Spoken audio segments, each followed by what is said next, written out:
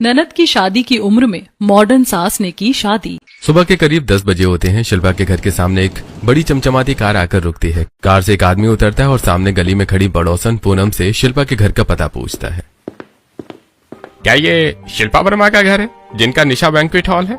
हाँ हाँ, बिल्कुल सही जगह आए हैं, यही शिल्पा वर्मा का घर है। पूनम का बताया हुआ पता सुनकर क्लाइंट घर की डोरबेल बजाता है। शिल्पा दरवाजा खोलती है। अरे आइए आइए, मैं बस बैंक्वेट के लिए निकलने ही वाली थी। अरे कोई बात नहीं, हमें थोड़ी जल्दी थी तो सोचा आपसे घर पर मिलकर ही सब फिक्स कर लें। आपके कार्ड पर घर का एड्रेस था, इसलिए सीधे यहीं आ गए। शिल्पा क्लाइंट के साथ डील फिक्स करने लगती है। दूसरी तरफ पड़ोसन पिंकी और पूनम आपस में बातें करने लगती हैं। पूनम बहन देख तो, शिल्पा के घर के सामने रोज बड़ी बड़ी गाड़ियां आकर रुकती है, खूब पैसा कमा रही है अपने बैंक्वेट हॉल से। अरे भाई क्या करेगी इस पैसे का, इस उम्र में तो भगवान का नाम लेना चाहिए। ये उम्र इसकी दूसरों की शादी कराने की नहीं, अपने पोता पोती खिलाने की है। हाँ सही कह रही हो तुम, सच बताओ तो इसका घर पर मन ही नहीं लगता। बाहर रह रहकर लोगों से बात करने की आदत पड़ गई है इसे, वरना हर सीजन में तो शादियां भी नहीं होती। दोनों पड़ोसन आपस में ऐसी ही बातें करने लगती हैं। दरअसल शिल्पा एक विधवा है, लेकिन वो एक मॉडर्न पढ़ी लिखी और खुले विचारों वाली महिला है। अपने पति के मरने के बाद उसने अपना बैंक्वेट हॉल खुद संभाला, अपने दोनों बच्चों को पढ़ा लिखा कर बड़ा किया और बेटे की शादी भी करवाई। यही वजह है कि पड़ोस की औरतें उससे चिढ़ती हैं, क्योंकि वो आत्मनिर्भर है। थोड़ी देर बाद तो फिर मैं आपकी तरफ से डील पक्की समझूं? 100% पक्की। बस हम एक बार बैंक्वेट विजिट करना चाहते हैं। वीडियो में तो हमने पूरा देख लिया था, लेकिन हमारी कुछ छोटी छोटी बातें हैं। बच्चे चाहते हैं कि बैंक्वेट को उसी हिसाब से सजाया जाए, तो वहीं मिलकर डिस्कस कर लेंगे। हाँ हाँ जरूर, हम अभी चलते हैं, रुकिए मैं अपना पर्स लेकर आती हूँ। शिल्पा क्लाइंट को अच्छे से खातिरदारी करती है। उसके बाद अपना पर्स लेकर खुद की कार के पास आ जाती है। उधर पिंकी और पूनम अभी भी उसी के बारे में बातें बना रही होती है। देखो देखो रोज कैसे अतरंगी कपड़े पहनती है, खुद को बड़ा मॉडर्न समझती है। इसे नहीं पता कि इन कपड़ों में ये और भी ज्यादा मोटी लगती है। पिंकी और पूनम शिल्पा के बारे में बातें करती रहती है, लेकिन शिल्पा को किसी की बातों से कोई फर्क नहीं पड़ता। वो अपनी कार निकालती है और खुद ड्राइव करके क्लाइंट के साथ बैंक्वेट हॉल पहुंच जाती है। सच में ये बहुत ही सिंपल और सुंदर बैंक्वेट हॉल है। बस हमारी बेटी ने मिरर वाला स्टेज फाइनल किया है, साथ में फायर क्रैकर और स्मोक भी चाहिए। बाकी सब आप अपने हिसाब से डेकोरेट करवा लेना। हाँ ठीक है, आप बिल्कुल टेंशन मत लीजिए, सब कुछ आपकी पसंद के अनुसार होगा और आपको जरूर पसंद आएगा।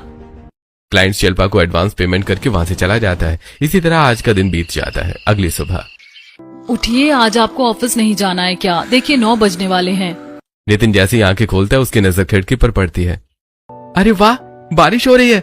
आपके कहने से उठ तो मैं जाऊंगा, लेकिन ये तो बताओ आज नाश्ते में क्या मिलेगा? नितिन रोमांटिक अंदाज में नेहा का हाथ पकड़कर उसे अपने पास खींच लेता है। नाश्ते में जो आप बोलेंगे वही बन जाएगा, आप एक बार फरमाइश तो कीजिए। वैसे मैंने पनीर के पराठे बनाए हैं। पराठे भी ठीक है, लेकिन बारिश के मौसम में पनीर के पकौड़े हो जाएं तो मजा ही आ जाएगा। ठीक है, अब जल्दी से उठकर तैयार हो जाइए, मैं अभी गर्मा गर्म पकौड़े बना देती हूँ। नेहा अपनी शादीशुदा जिंदगी में बहुत खुश है। नितिन एक अच्छा केयरिंग और खुश मिजाज पति है। नेहा जल्दी से रसोई में जाती है। उसने पनीर के पराठों की तैयारी पहले से ही कर रखी थी, इसलिए वो जल्दी जल्दी पनीर के पकौड़े भी तल देती है। तभी कमरे से निशा रसोई में आती है। वाह भाभी, बड़ी अच्छी खुशबू आ रही है, क्या बना रही हो? अरे आपके भैया का मन पनीर के पकौड़े खाने का कर रहा था, मैंने पराठों के साथ साथ पकौड़े भी बना लिए। इतनी देर में शिल्पा भी अपने कमरे से निकलकर रसोई में आ जाती है। अरे वाह, ये तो बहुत अच्छा किया। बारिश का मौसम हो और पकौड़े मिल जाए तो मजा ही आ जाता है। सभी लोग हंसते बातें करते हैं। तभी नेहा सारा नाश्ता डाइनिंग टेबल पर लगा देती है। उधर नितिन भी नहाकर ऑफिस जाने के लिए तैयार होकर आ जाता है। सच में मजा आ गया नेहा, तुम्हारे हाथों में तो जादू है। तुम जो भी बनाती हो इतना टेस्टी बनाती हो। अपनी तारीफ सुनकर नेहा खुश हो जाती है। इस तरह नाश्ता करने के बाद निशा कॉलेज चली जाती है। नितिन अपने ऑफिस के लिए निकल जाता है और शिल्पा भी बैंक्वेट हॉल चली जाती है। घर पर नेहा घर का सारा काम संभालती है। ऐसे दिन बीतने लगते हैं और एक दिन। हेलो निशा बेबी, कहाँ हो आप? मैं कॉलेज में हूँ, और कहाँ हो सकती हूँ? अच्छा, तो फिर जरा कॉलेज के गेट पर आना। कुणाल, डोंट से कि तुम कॉलेज के बाहर खड़े हो। नहीं नहीं बाबा, मैं कहाँ कह रहा हूँ, तुम खुद आकर देख लो। निशा खुशी से उछलते हुए कॉलेज के गेट पर आती है। सामने कुणाल खड़ा होता है। वो कुणाल को देखते ही उसे गले से लगा लेती है। यार सच में बहुत मन कर रहा है तुम्हें देखने का, लेकिन इसीलिए मिलने को नहीं बुलाया कि कॉलेज का फाइनल ईयर चल रहा है, पढ़ाई का बहुत प्रेशर है और अगले हफ्ते से एग्जाम भी है। हाँ हाँ मुझे पता है, लेकिन अभी एक हफ्ता है ना, थोड़ा रिलैक्स करो। चलो कहीं बाहर खाने पीने चलते हैं। निशा कुणाल से प्यार करती है। कुणाल की अभी अभी नई कंपनी में नौकरी लगी है। दोनों कॉलेज के पास वाले रेस्टोरेंट में जाकर बैठ जाते हैं। हाँ जी, तो कब तक मुझे ऐसे गर्लफ्रेंड की तरह डेट पर ले जाते रहोगे? अब मुझे भी वाइफ का टैग चाहिए। निशा की बात सुनकर कुणाल मुस्कुराने लगता है। अरे मैं तो कब से तुम्हारे इंतजार में बैठा हूँ। देखो अब तो जॉब भी लग गई है, अब तुम बताओ क्या करना है? आ जाऊं तुम्हारे घर सीधा रिश्ता लेकर? नहीं बाबा, सीधे नहीं। लोग क्या कहेंगे कि मैंने लव मैरिज की है। मम्मी की परवरिश पर सवाल उठाएंगे। देखो मेरे पास सोचने का टाइम है, लेकिन तुम सोचो कि हमारी लव मैरिज को लव कम और अरेंज मैरिज ज्यादा कैसे बनाया जा सकता है। निशा की बात सुनकर कुणाल हंसने लगता है। ठीक है बाबा, मैं ही सोचूंगा। तुम आराम से अपने एग्जाम पर ध्यान दो। दोनों एक दूसरे से बातें करते हैं, खाना खाते हैं। उसके बाद कुणाल निशा को कॉलेज छोड़ देता है और खुद अपने घर चला जाता है। शाम को जब निशा कॉलेज से घर आती है तो क्या बात है, आज आने में थोड़ी देर हो गई आपको? हाँ भाभी, वो मुझे आपको कुछ बताना है। हाँ हाँ बताओ। वो मैंने आपको बताया था ना, एक लड़का है कुणाल, बहुत अच्छा है। उसकी नई जॉब लगी है इन्फोसिस कंपनी में। दरअसल वो मेरा बॉयफ्रेंड है, मैं उससे प्यार करती हूँ। क्या सच में? इतनी बड़ी बात तुमने अभी तक मुझसे छुपा कर रखी। भाभी please don't take it wrong, मैं बस सही समय का इंतजार कर रही थी। अब कुणाल की जॉब लग गई है तो उसकी मम्मी ने उसके लिए रिश्ते देखना शुरू कर दिया है, लेकिन वो शादी मुझसे ही करेगा और मैं चाहती हूँ कि रिश्ता अरेंज मैरिज की तरह हो। अच्छा जी, बहुत अच्छा प्लान किया है तुम दोनों ने।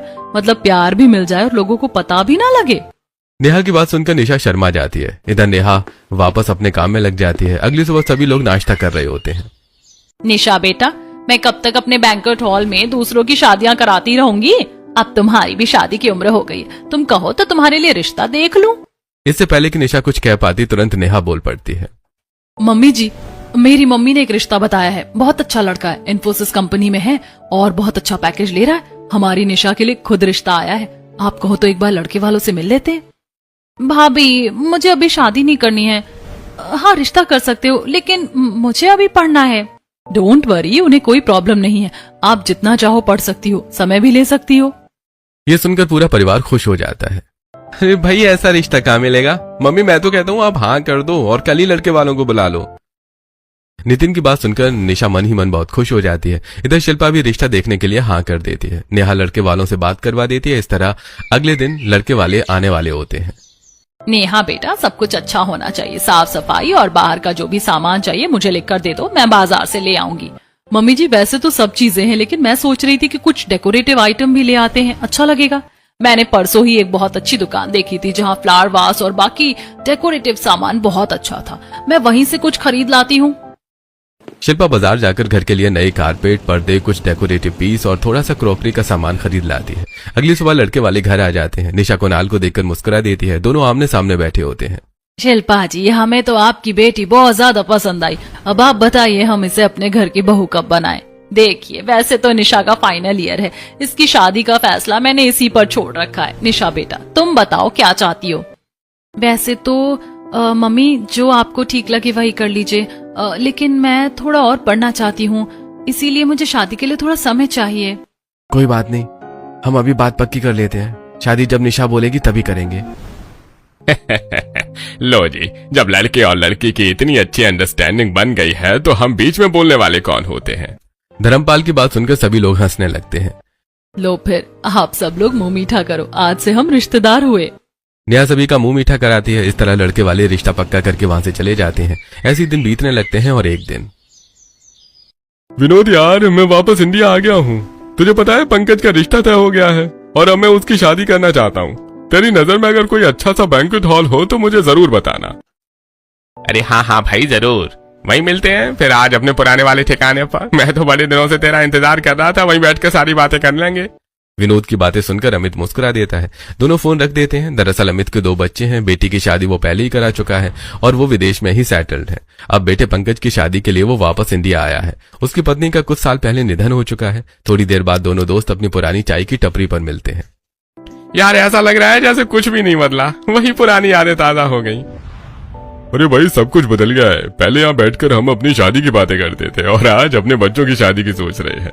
अमित की बात सुनकर विनोद मुस्कुरा देता है। फिर वो उसे शहर के 4-5 अच्छे बैंक्वेट हॉल के बारे में बताता है। अरे भाई आज तो समय नहीं है, कल एक एक करके देखूंगा, उसके बाद बच्चों को जो भी पसंद आएगा वही फाइनल कर दूंगा। हाँ हाँ ये सभी बहुत अच्छे हैं, शहर के जाने माने बैंक्वेट हॉल हैं, जरूर पसंद आएंगे। विनोद और अमित कुछ देर बातें करते हैं। उसके बाद दोनों अपने अपने घर चले जाते हैं। घर पहुंचने के बाद पंकज देखो, यहाँ के कुछ फेमस बैंक्वेट हॉल विनोद ने बताए हैं, कल इनमें से कोई एक फाइनल कर लेंगे। पापा, मैं तो कल अनाया के साथ शॉपिंग पर जा रहा हूँ। आप अपनी पसंद का ही कोई बैंक्वेट हॉल बुक कर लेना या फिर हमें वीडियो कॉल पर दिखा देना। हाँ हाँ चलो ठीक है बेटा, जैसा तुम्हें ठीक लगे। दोनों बाप बेटा कुछ देर बैठकर बातें करते हैं। ऐसी ही रात हो जाती है और सभी सो जाते हैं। अगली सुबह अमित तैयार होकर बैंक्वेट हॉल देखने निकलता है। 3-4 बैंक्वेट हॉल देखने के बाद वो विनोद को फोन करता है। अरे यार, इनमें से कुछ भी मुझे अच्छा नहीं लगा। अच्छा रुको मैं तुम्हें एक और बैंक्वेट हॉल बताता हूँ। मैं दावे के साथ कह सकता हूँ कि वो तुम्हें जरूर पसंद आएगा। विनोद अमित को शिल्पा के बैंक्वेट हॉल की लोकेशन भेज देता है। अमित अपनी गाड़ी में लोकेशन डालता है और सीधे वहीं पहुंच जाता है। अंदर जाते ही उसकी मुलाकात शिल्पा से होती है। मुझे इस बैंक्वेट हॉल के ओनर से मिलना है, क्या आप बता सकती हैं कहाँ मिलेंगे? जी हाँ बताइए, मैं ही इस बैंक्वेट की ओनर हूँ। कौन से फंक्शन के लिए बुक करना है, एंगेजमेंट, रिसेप्शन या वेडिंग? भारत में एक अकेली महिला को बैंक्वेट हॉल चलाते हुए देखकर अमित को थोड़ा आश्चर्य होता है। जी, मुझे तीनों फंक्शन के लिए ही बुक करना है। दरअसल तीनों फंक्शन बैक टू बैक रहेंगे। हाँ हाँ ठीक है, आइए मैं आपको पूरा बैंक्वेट हॉल दिखा देती हूँ। शिल्पा अमित को पूरा बैंक्वेट हॉल दिखाती है। अमित को पहली नजर में ही बैंक्वेट हॉल बहुत पसंद आ जाता है। बिल्कुल वैसा ही है जैसा मैंने सोचा था। एक बार बच्चों को वीडियो कॉल करके दिखा देता हूँ। अमित वीडियो कॉल करता है। अनाया और पंकज साथ में ही होते हैं। उन दोनों को भी ये बैंक्वेट हॉल बहुत पसंद आता है। पापा ये तो सच में बहुत अच्छा है, बिल्कुल ऐसा ही मैंने सोचा था। यहाँ खुले आसमान के नीचे ढलते सूरज के साथ हमारे फेरे होंगे, बिल्कुल ड्रीम फील आएगी। आप इसे फाइनल कर दीजिए। अनाया की बात शिल्पा भी सुन लेती है। ये सुनकर उसे भी बहुत खुशी होती है। अमित फोन रख देता है। बच्चों की बात तो आपने सुन ही लिया है, हमारी तरफ से ये डील पक्की है और ये लीजिए आपका एडवांस। अमित शिल्पा को एडवांस पेमेंट करता है। शिल्पा उसके लिए चाय नाश्ता मंगवाती है। दोनों साथ में चाय नाश्ता करते हैं। उसके बाद अमित वहां से चला जाता है। इधर शाम को शिल्पा भी घर लौट आती है। नेहा, और कितना टाइम लगाओगी? जल्दी करो, कहीं ऐसा ना हो कि हमारे पहुंचने से पहले मूवी खत्म हो जाए। नहीं बाबा, बस हो गया। तुम साड़ी पहनने को बोलते हो तो साड़ी पहनने में टाइम लगता है, फिर इतनी जल्दी मत किया करो। दोनों मूवी देखने जाने की तैयारी कर रहे होते हैं। उन्होंने अभी तक शिल्पा को उसके बारे में नहीं बताया होता। बेटा तुम दोनों कहीं जा रहे हो? हाँ मम्मी जी, मैं आपको बताने ही वाली थी। आज हमारा अचानक ही मूवी का प्लान बन गया। मैंने खाना बना दिया है, आप और निशा खा लेना। नितिन बाहर जाकर कार निकालता है और दोनों पति पत्नी मूवी देखने के लिए हॉल चले जाते हैं।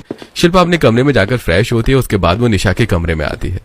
मम्मी एक इम्पोर्टेंट कॉल है असाइनमेंट के बारे में, हम फ्रेंड्स डिस्कस कर रहे हैं। आप डिनर कर लो, मुझे तो लेट हो जाएगा। दोनों बच्चे अपनी अपनी जिंदगी में व्यस्त हैं। इधर शिल्पा को चुपचाप अकेले ही खाना खाना पड़ता है। पति के न होने की वजह से वो अपनी बातें किसी से भी शेयर नहीं कर पाती। वो चुपचाप खाना खाकर सो जाती है। अगली सुबह ही अमित का फोन आता है। माफ कीजिएगा अगर आपको मैंने डिस्टर्ब किया हो। दरअसल हमारे फंक्शन की डेट फिक्स हो गई है, तो मैं आपसे मिलकर कुछ डिस्कस करना चाहता था। अरे नहीं, इसमें परेशान करने वाली क्या बात है, ये तो आपका हक है और हमारा काम। मैं 10 बजे बैंक्वेट पहुंच जाऊंगी, आप आ जाइए। ये कहकर शिल्पा फोन रख देती है और जल्दी जल्दी बैंक्वेट के लिए तैयार हो जाती है। इधर नितिन और निशा आज जल्दी ही ऑफिस और कॉलेज के लिए निकल गए थे। नेहा घर के काम में लगी हुई थी। शिल्पा भी हल्का फुल्का नाश्ता करके बैंक्वेट पहुंच जाती है, जहां अमित पहले से ही अपनी कार लेकर आ चुका होता है। मानना पड़ेगा, आप समय के बहुत पाबंद हैं। और आप बहुत मेहनती हैं। मैंने किसी को इस उम्र में इतनी मेहनत करते हुए नहीं देखा।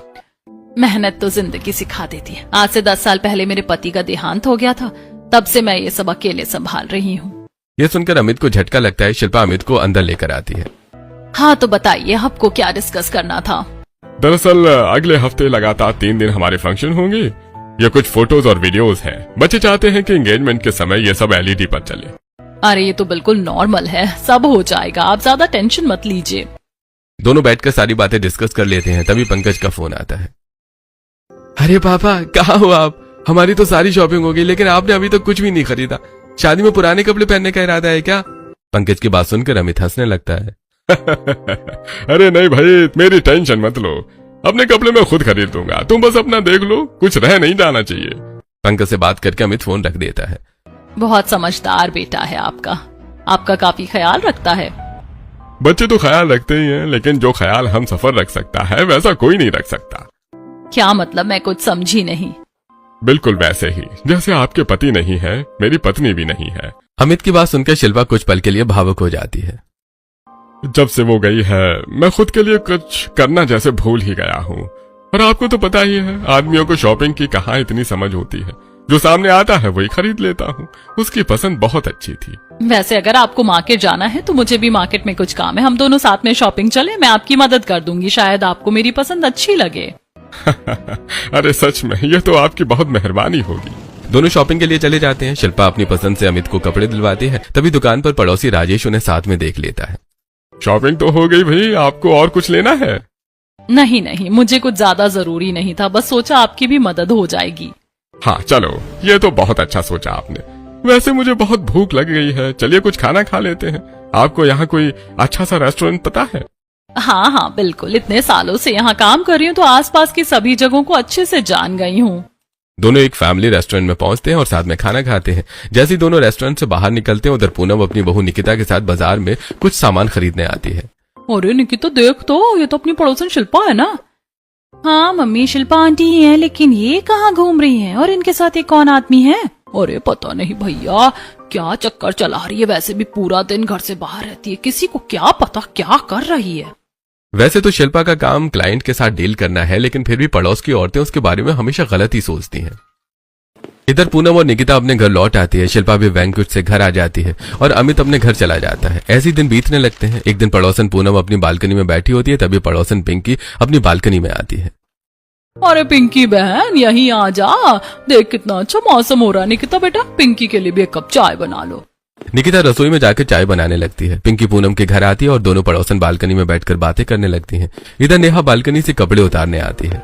पिंकी तुम्हें पता है, शिल्पा पता नहीं किस अनजान आदमी के साथ घूम रही थी, मैंने अपनी आंखों से उसे एक रेस्टोरेंट में उसके साथ खाना खाते देखा। अरे बहन, मैं अभी तुम्हें यही बताने आई थी, राजेश कह रहा था कि वो किसी अनजान आदमी के साथ शॉपिंग भी कर रही थी।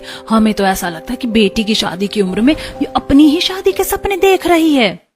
नेहा इन दोनों की बातें सुन लेती है। उनकी बातें सुनकर उसे बहुत गुस्सा आता है। उससे बिना बोले रहा नहीं जाता। वो बाउंड्री के पास आ जाती है। ये क्या अनाप शनाप बोल रही हैं आप मेरी सासू माँ के बारे में? और वो अनजान आदमी कोई क्लाइंट भी तो हो सकता है। क्लाइंट के साथ कोई खाना खाने या फिर शॉपिंग करने थोड़ी जाता है। जा सकता है, कहाँ लिखा है कि नहीं जा सकता है? और आप लोगों को गलत सोचने के अलावा कोई और काम नहीं है क्या? नेहा पड़ोसनों को खरी खोटी सुनाकर नीचे आ जाती है। वो गुस्से से बिल्कुल लाल हो रही होती है। तभी नितिन भी ऑफिस से घर आ जाता है। क्या हुआ, तुम इतनी गुस्से में क्यों हो? पता नहीं ये पड़ोसन मम्मी जी को लेकर कैसी कैसी बातें बना रही है। कह रही थी किसी अनजान आदमी के साथ घूमती हैं, खाना खाती हैं, शॉपिंग करती हैं। अरे छोड़ो यार, लोगों का काम ही है बातें बनाना। वैसे भी मम्मी के 1000 काम होते हैं, कोई क्लाइंट ही होगा। तभी नेहा निशा को सारी बातें बताती है। नहीं भाभी, ऐसा नहीं, हमारी मम्मी बहुत अच्छी है, आपको लोगों की बातों में आने की कोई जरूरत नहीं है। दोनों बच्चे शिल्पा पर पूरा भरोसा दिखाते हैं। ऐसे ही दिन बीतने लगते हैं। अब शिल्पा और अमित की मुलाकातें बढ़ने लगती हैं। शिल्पा से बात करके अमित भी बहुत खुश रहने लगा था। एक दिन अनाया पंकज के घर आई हुई होती है। अमित अकेले बैठा मुस्कुरा रहा होता है। तभी शिल्पा का फोन आता है। अमित फोन लेकर बाहर बात करते हुए चला जाता है। क्या बात है, आजकल तो अंकल बड़े खुश नजर आ रहे। पिछली बार मिली थी तब तो बड़े चुप चुप से रहते थे। यार मैं भी नोटिस कर रहा हूँ कि पापा खुश है। बस मैं तो यही चाहता हूँ कि मेरे पापा हमेशा ऐसे ही खुश रहें। एक तरफ पंकज अपनी पापा की खुशी को नोटिस कर लेता है, तो दूसरी तरफ पड़ोसन की बातें भी नेहा के दिमाग में घूम रही होती हैं। एक दिन शिल्पा छत पर अमित से बातें कर रही होती है। तभी नेहा को याद आता है। अरे मैं तो छत से कपड़े उतारना भूल गई, शाम हो गई, चलो फटाफट कपड़े ले आती हूँ। नेहा छत पर कपड़े लेने जाती है। वहां शिल्पा के हंसने की आवाज सुनकर वो हैरान रह जाती है। आज से पहले तो मैंने मम्मी को ऐसे हंस हंस कर बातें करते हुए नहीं देखा। आखिर मामला क्या है? कहीं जो पड़ोसन कह रही है वो सच तो नहीं? नेहा को थोड़ा शक होने लगता है और अब वो शिल्पा पर नजर रखने लगती है। ऐसे ही दिन बीतने लगते हैं और एक दिन सभी लोग नाश्ता कर रहे थे। तभी शिल्पा का फोन बजता है। स्क्रीन पर अमित जी लिखा होता है। बस अब बहुत हो गया, मुझे मम्मी जी से पूछना ही पड़ेगा कि आखिर ये अमित जी कौन है जिनका फोन हर वक्त इनके पास आता रहता है। मम्मी जी सच सच बताइए, ये अमित जी कौन है जिनसे आप पूरा दिन हंस हंस कर बातें करती रहती है? अरे मैं तो तुम सबको बताने ही वाली थी, अच्छा हुआ तुमने पूछ लिया। दरअसल अमित की पत्नी का 10 साल पहले देहांत हो गया था और मैं उनसे शादी करना चाहती हूँ। उन्हें भी कोई एतराज नहीं है। यह सुनकर तीनों के पैरों तले जमीन खिसक जाती है। मम्मी आप होश में तो हो? आप क्या कह रही हो? बच्चों की शादी की उम्र में आप अपनी शादी के बारे में सोच रही हो? आपको शर्म आनी चाहिए। हाँ बिल्कुल भैया, सही कह रहे हैं। जब मेरे ससुराल वालों को पता लगेगा तो वो क्या सोचेंगे? हाँ सच में, मोहल्ला और पड़ोस क्या कहेगा? वैसे भी पड़ोसन पहले ही आपके बारे में उल्टी सीधी बातें बना रही हैं। मुझे मोहल्ले, पड़ोस और रिश्तेदारों की बातों से कोई फर्क नहीं पड़ता, लेकिन तुम लोग क्या सोचते हो उससे मुझे जरूर फर्क पड़ता है। मम्मी मेरी तरफ से तो बिल्कुल ना है, मैं ऐसा कभी नहीं होने दूंगा। हाँ मुझे भी ये मंजूर नहीं है। तीनों साफ मना कर देते हैं। शिल्पा बहुत दुखी हो जाती है। मैंने तुम लोगों को पढ़ा लिखा कर काबिल बनाया, हमेशा तुम्हें अपने से पहले रखा, और अब अगर मैं अपने लिए कुछ सोच रही हूँ तो तुम्हें इतनी परेशानी हो रही है। तीनों कुछ नहीं बोलते और चुपचाप अपने अपने कमरों में चले जाते हैं। इधर शिल्पा भी बैंक्वेट हॉल चली जाती है। वो अमित को फोन करके सारी बातें बता देती है। अरे बच्चों का ऐसा रिएक्शन करना स्वाभाविक है। अभी हमारा समाज इतना विकसित नहीं हुआ कि वो विधवा विवाह को आसानी से स्वीकार कर सके। अमित शिल्पा को समझाता है। एक तरफ शिल्पा के बच्चे हैं जो उसकी शादी के खिलाफ हैं, दूसरी तरफ पंकज है जो हमेशा से चाहता है कि उसके पापा को जीवन साथी मिले। ऐसे दिन बीतने लगते हैं। निशा और नितिन पहले से ही अपनी जिंदगी में व्यस्त थे, लेकिन अब वो शिल्पा से नाराज भी रहने लगे थे। एक दिन कुणाल निशा को वीडियो कॉल करता है। क्या हुआ, तुम्हारा मुंह क्यों बना हुआ है? तुम इतनी उदास क्यों लग रही हो? कुछ नहीं, बस ऐसे ही, शायद एग्जाम का स्ट्रेस होगा। नहीं, कोई और बात है। तुम मुझसे कुछ छुपा रही हो, जल्दी जल्दी बताओ। चलो। कुणाल के जिद करने पर निशा को सच बताना पड़ता है। यार मम्मी अपनी शादी की बात कर रही है, अब तुम ही बताओ, बच्चों की शादी की उम्र में वो शादी करेंगी तो क्या अच्छा लगेगा? कितनी पागल हो तुम। अरे आंटी बिल्कुल सही कह रही हैं। जो हुआ वो भगवान की मर्जी थी, लेकिन उन्हें अपनी जिंदगी जीने का एक और मौका तो मिलना ही चाहिए। ये क्या कह रहे हो तुम? ये सब बातें किताबों में अच्छी लगती हैं, हकीकत में नहीं।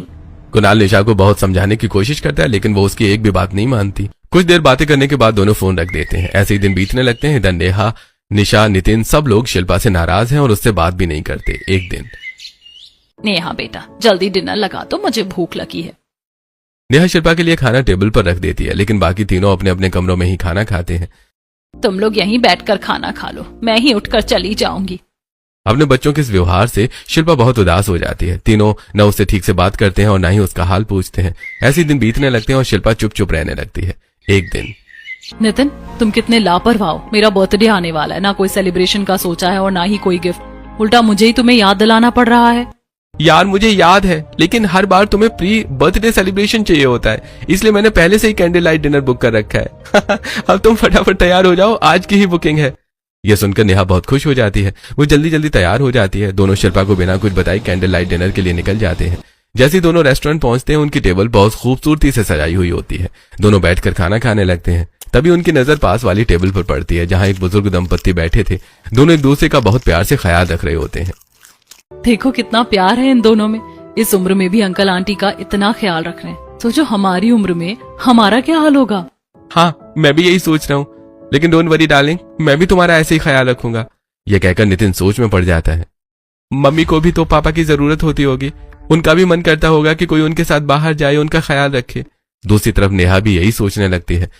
इस अंकल को देखकर तो मम्मी की बात बिल्कुल गलत नहीं लगती, उन्हें भी अपनी जिंदगी जीने का एक मौका मिलना चाहिए। दोनों अपना कैंडल लाइट डिनर एंजॉय करते हैं और फिर घर लौट आते हैं। घर आने के बाद नेहा उस अनजान आदमी का पता लगाने की कोशिश करती है जिससे शिल्पा बातें करती थी। एक सुबह शिल्पा नहाने के लिए जाती है। नेहा चुपके से उसके फोन से अमित जी वाला कॉन्टेक्ट नंबर ले लेती है और उन्हें फोन करके मिलने के लिए बुलाती है। अरे क्या हुआ, आपने अचानक मुझे यहाँ मिलने क्यों बुलाया? देखिए मुझे पता है कि आप मम्मी जी को पसंद करते हैं और उनसे शादी भी करना चाहते हैं। मैं सच में चाहती हूँ कि मम्मी जी को भी अपनी जिंदगी जीने का एक मौका मिले। बेटा, हमने अकेले जीवन का सफर कैसे गुजारा है ये सिर्फ हम ही समझ सकते हैं। हमें पता है कि समाज हमारी शादी को आसानी से स्वीकार नहीं करेगा, लेकिन समाज के डर से हमें अपनी खुशियों का बलिदान भी नहीं देना चाहिए। आपसे मिलने से पहले मेरे विचार कुछ और थे, लेकिन आपको देखकर पूरी तरह बदल गए हैं। नेहा और अमित बहुत देर तक बातें करते हैं। नेहा को भी अमित एक बहुत अच्छे इंसान लगते हैं। इसके बाद वो घर लौट आती है। क्या करूं, अगर नितिन और निशा को बोलूंगी तो ये दोनों तुरंत मना कर देंगे। समझ नहीं आ रहा इन्हें कैसे मनाऊं। ऐसे दिन बीतने लगते हैं। एक दिन कुणाल निशा से मिलने जाता है। कुणाल, कार पार्क कर दो, आज मेरा तुम्हारे साथ वॉक करते हुए बातें करने का मन है।